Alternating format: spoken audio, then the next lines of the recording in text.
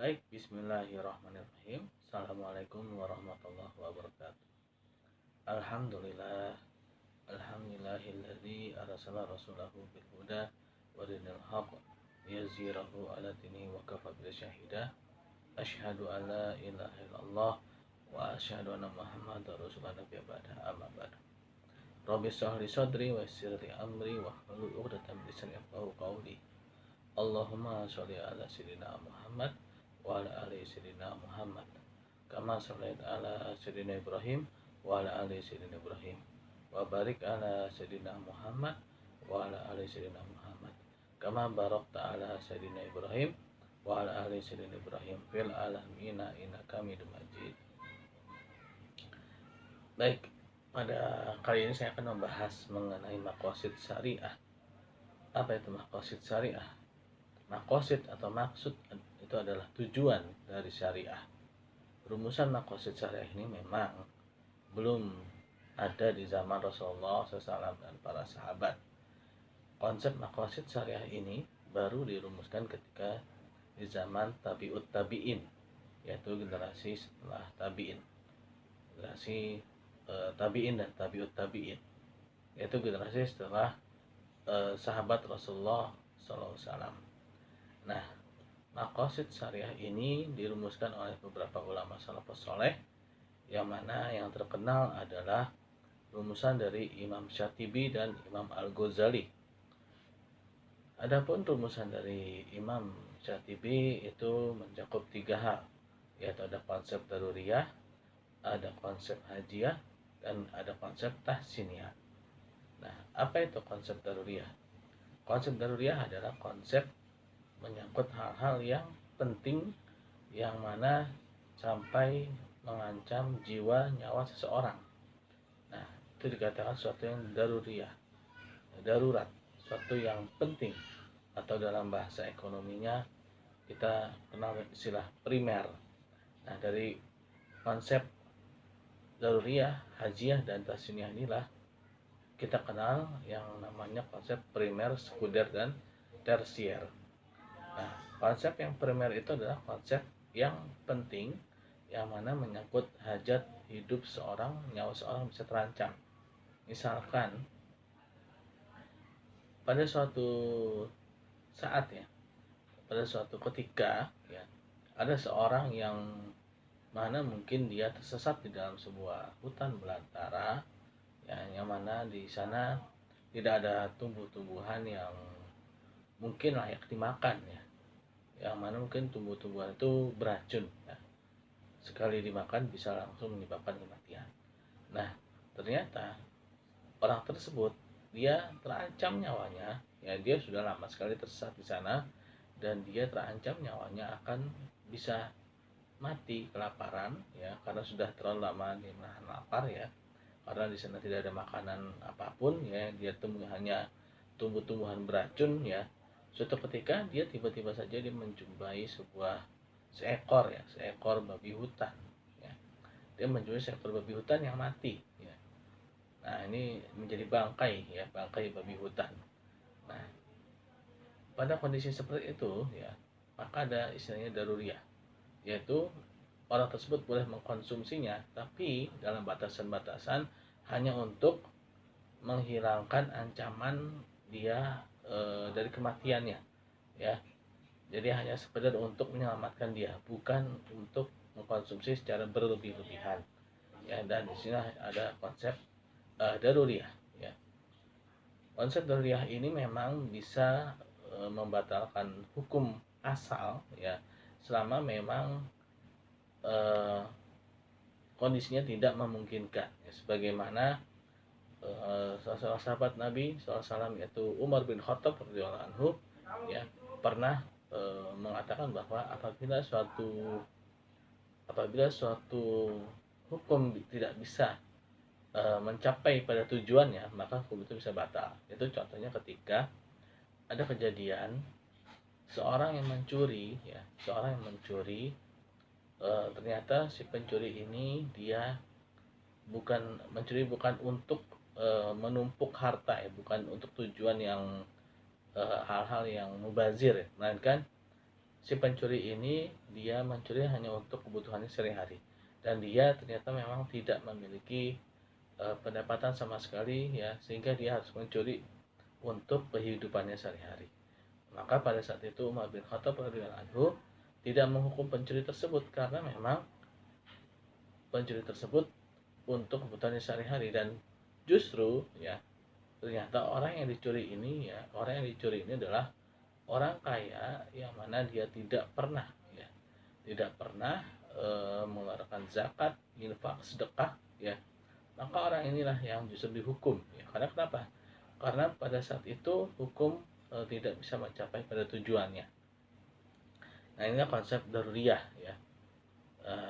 Yaitu konsep yang mana bisa membatalkan hukum asal ketika ya sudah mencapai membahayakan seorang gitu ya, bisa mencapai membahayakan nyawa seseorang.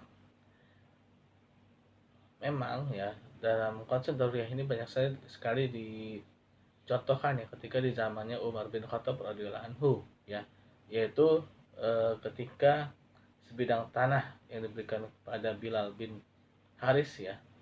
Bilal bin Haris ketika itu Bilal bin Haris mendapatkan sebidang tanah dari Rasulullah SAW ya. Ternyata sebidang tanah tersebut tidak dimanfaatkan oleh Bilal bin Haris. Akhirnya Umar bin Khattab radhiyallahu anhu menarik kembali tanah yang pernah diberikan Rasulullah SAW kepada Bilal bin Haris. Nah, ketika itu Bilal bin Haris protes, kenapa tanah yang diberikan oleh Rasulullah ditarik kembali? Ternyata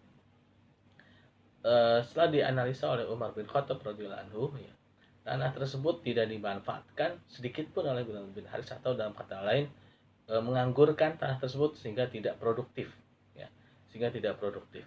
Nah, adapun tujuan dari Rasulullah SAW memberikan sebidang tanah tersebut adalah untuk memproduktifkan tanah tersebut ya, untuk menghasilkan ya dari tanah tersebut, sehingga ketika tanah tersebut menghasilkan sesuatu ya, maka akan ada zakatnya ya. Jadi tujuan dari pemberian tanah tersebut adalah untuk adanya zakat dari tanah tersebut ya, bukan dianggurkan. Kalau dianggurkan itu hanya akan menjadi sesuatu yang mubazir. Oleh karena itulah Umar bin Khattab radhiyallahu anhu ketika melihat hal tersebut, maka beliau langsung menarik kembali tanah yang pernah diberikan oleh Rasulullah pada Bilal bin Haris ya. Itulah maksudnya ketika suatu hukum itu tidak mencapai pada tujuannya, maka hukum tersebut bisa batal. Itu konsep dahruriyah ya. Lalu konsep hajiyah. Nah, konsep hajiyah ini adalah sekunder ya, yaitu sekunder. Kebutuhan sekunder yaitu kebutuhan yang mana tidak sampai menyangkut keselamatan nyawa seseorang ya. Maka ini masih bisa ditolerir atau masih bisa kesampingkan ya, apalagi tahsiniyah ya. Tahsiniyahnya dalam bahasanya tersier ya, kebutuhan mungkin kebutuhan luks ya, kebutuhan mewah ya, lebih bisa dikesampingkan lagi. Lalu menurut Imam Al-Ghazali ya, maqasid syariah itu mencakup 5 hal ya, yaitu yang pertama adalah hifzuddin ya, yaitu melindungi agama, lalu melindungi akal, melindungi jiwa, melindungi keturunan, dan melindungi harta ya. Nah, kelima konsep ini memang sangat terkenal ya, yang digunakan dengan maqasid syariah ya, 5 tujuan syariah ya, yaitu segala sesuatu ya harus melindungi 5 hal ini ya. Adanya syariat itu adalah untuk melindungi 5 hal ini, yaitu harus melindungi agama. Jangan sampai yang pertama ini adalah agama harus dijaga ya, agama harus dijaga sebaik mungkin ya. Jangan sampai ada suatu transaksi, ada suatu perilaku yang mana tidak bisa menjaga agama ya. Maka apabila suatu transaksi itu tidak bisa menjaga agama, maka transaksi itu harus dibatalkan ya. Nah, contoh misalkan ya, ketika kita sedang rapat ya, ketika kita sedang meeting ya, maka ketika suara azan terdengar, atau ketika kita sedang mengajar dan lainnya, aktivitas lainnya, ketika suara azan berkumandang, maka kita harus tinggalkan itu semua dan harus menuju masjid tempat azan dikumandangkan dan kita sholat berjamaah. Nah, itulah hifzuddin ya, yaitu menjaga agama ya. Dan yang kedua adalah menjaga akal ya, menjaga akal atau hifzul akal ya. Nah, tujuan syariah juga adalah untuk menjaga akal manusia. Allah Subhanahu wa taala telah menurunkan firman-Nya melalui Al-Qur'an dan juga Rasulullah SAW bersabda dalam hadis-hadis ya, banyak sekali hal-hal yang melindungi akal ya dalam syariat Islam ini, seperti tidak boleh mengkonsumsi khamar ya, atau minuman yang memabukkan ya, konsumsi barang-barang yang haram ya. Itu tidak lain juga tujuannya adalah untuk menjaga akal. Ketika seorang itu minum minuman yang memabukkan, maka akal bisa hilang dan ini sangat berbahaya ya. Hilangnya akal itu akan mengakibatkan manusia jatuh pada derajat hewan ya, karena hewan tidak memiliki akal ya. Nah, disinilah perannya syariah untuk hifzul akal ya. Dan yang ketiga adalah hifzul nafs ya, yaitu untuk menjaga jiwa ya, menjaga jiwa. Nah, tujuan syariah juga untuk menjaga jiwa seseorang agar jiwanya itu terjaga ya, fisik dan psikisnya itu terjaga ya, cara fisik, pikirannya ya, tubuhnya ya. Karena memang Allah Subhanahu wa taala ya, dalam sebuah hadis dikatakan bahwa Allah Subhanahu wa taala itu lebih cinta kepada hambanya yang kuat daripada hambanya yang lemah. Kuat secara fisik ya, sehingga ketika dia beribadah, dia bisa beribadah secara sempurna ya. Dia bisa beribadah secara baik ya. Ketika dia memiliki fisik yang kuat, dia memiliki fisik yang kuat ya, dia bisa beribadah sesuai dengan tuntunan syariat ya. Yaitu ketika sholat, dia bisa sholat berdiri gitu kan. Dia tidak sholatnya duduk atau bahkan tidur gitu kan. Nah, itu sesuatu hal yang memerlukan kekuatan. Oleh karena itulah tujuan syariah itu yang ketiga adalah untuk melindungi jiwa ya, agar jiwa manusia ini kuat, tangguh dan juga pemberani ya terhadap sesuatu yang diharamkan ya, bisa menghilangkan sesuatu yang diharamkan tersebut ya, dapat membasminya. Dan yang keempat adalah menjaga keturunan ya. Salah satu tujuan syariah ini juga adalah untuk menjaga keturunan manusia, agar keturunan manusia ini jelas ya, jelas siapa asal usulnya, jelas keturunannya siapa ya, dan sehingga tidak adanya penyakit yang aneh-aneh, penyakit yang macam-macam ya.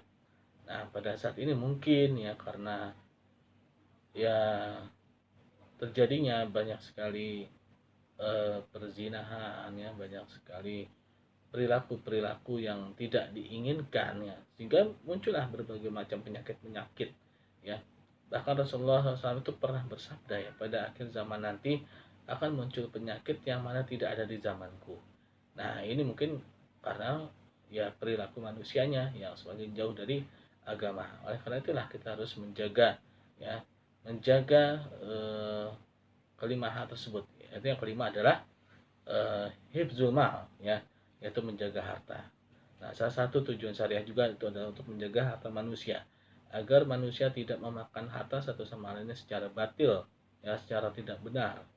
Oleh karena itulah ada hal-hal yang diharamkan, yang dilarang ya, yang tidak diperbolehkan dalam syariah, yaitu yang terutama adalah riba ya, lalu banyak yangnya maisir, goror ya, lalu ada lagi ya banyak hal ya, mungkin bisa lihat di video saya yang sebelum-sebelumnya ya, itu mengenai transaksi-transaksi yang haram ya. Nah, itulah makosid syariah menurut Imam Al-Ghazali. Walaupun sekarang sebenarnya ada istilah SDGs ya, SDGs itu sebenarnya hampir mirip dengan makosid syariah, akan tapi dia versi sekarangnya, dan dia lebih banyak ya, kalau tidak salah ada 17 ya, 17 hal yang dikembangkan ya, yang harus ada ya, yang harus terlindungi. Sebenarnya banyak sekali imam salafus saleh yang lain ya, yang mana merumuskan ya mengenai maqasid syariah ya, tetapi memang yang terkenal dan memang yang baru dibahas oleh saya kesempatan ini adalah menurut Imam Syatibi ya dan Imam Al-Ghazali. Ya, nanti kita akan lanjutkan lagi pembahasannya di pertemuan berikutnya. Terima kasih. Wabillahi taufiq wal hidayah. Assalamualaikum warahmatullahi wabarakatuh. Subhanakallahumma bihamdika asyhadu an la ilaha illa anta astaghfiruka wa atubu ilaik. Assalamualaikum warahmatullahi wabarakatuh.